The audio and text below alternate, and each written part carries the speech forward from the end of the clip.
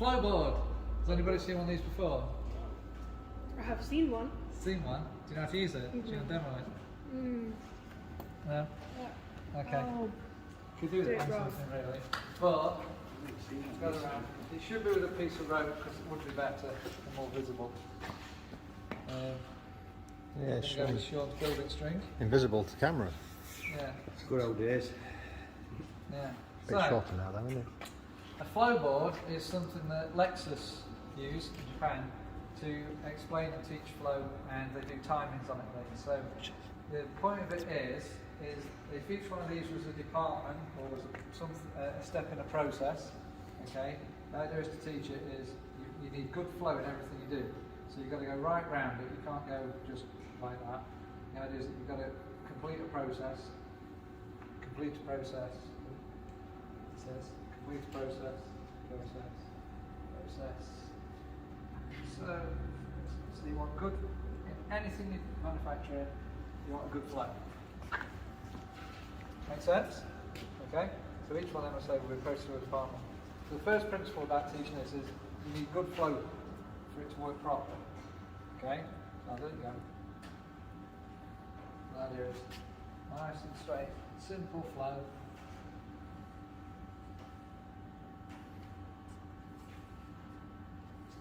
Okay? Right. Second thing you need is flow in conjunction with speed. It's okay somebody following every process, but if it's too slow, then other people in the process may be waiting for things. Okay? So you get the waste.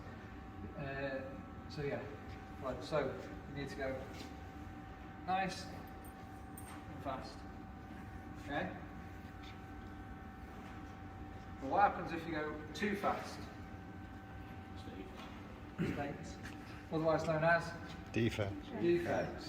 Okay, so if you're trying to follow a process too fast, if you're a bit over it, now I've gone to the wrong process, you get defects. Okay, so if you go too fast, you get defects. Rework costs money. If you go too slow, it's not profitable. It's not making money. Okay, so you need a good balance between the flow and the speed. And the other thing it demonstrates is the value versus non-value. Okay, so if this is a process when I'm actually laying, if it's James, if this was a Styles process, I'm putting parts into there and I'm welding. This is added value. I'm laying welding. Okay, welding, welding, welding, welding. All right. So when you look at all of this that's happening, picking parts up to put them into the jig, trying to get them aligned right in the jig. So getting the tack on there to be able to keep it in the jig, and then you start welding, and then you're going to move, get another part, weld up. Yeah. So if you take this bit, that's your value. Okay.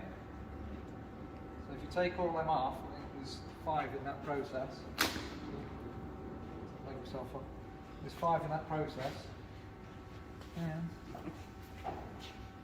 help me!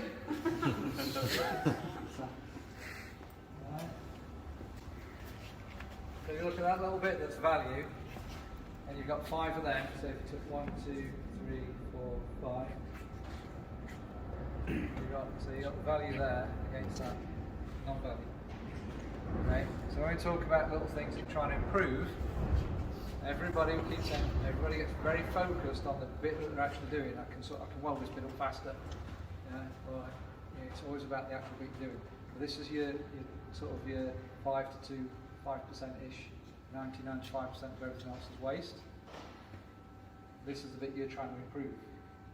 Yeah, by doing it a little bit quicker or trying to weld a bit faster. You're trying to improve this bit. And really, you want to improve that bit. Because if you take this bit and you improve it by 10%, you've done that. Literally, you've took 10 off it. If you improve by 10%, you're only looking for a tiny improvement. You have the 1% gains. So 10% gives you that little bit. But if you improve 10% of this, you've done that much. Okay? And the thing is, don't forget, if you just base it on time and money of somebody and wages on time, that time that you've been paid for has added no value to the customer. And you've got that tiny plate for, you've got a vanic. So if you can take this bit out, you can get way more of these little bits done. Yeah? The other thing the flowboard demonstrates is if these are processors that you're following, okay, 1, 2, 3, 4, 5, okay, if they're departments that are far apart or areas where you're having to carry stuff from one place to another, trying to fetch parts, or it's a bad process where you weld one end, you walk around weld the other bit, you walk all the way back from the other bit, whatever processes and things you're following, I'll try and do. If you take those 5 things and in a perfect world, we line everything up and take these 5 here, then this would be your float. Done. Okay? So when you're trying to make improvements, obviously you're trying to get this to be that by removing all the big bits that are non-value. Okay? That makes sense? That's it. That's all your 5 points that the flowboard covers. Any questions?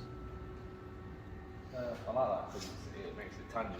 You can actually see the like the distance at which the waste is and where it's not. Yeah.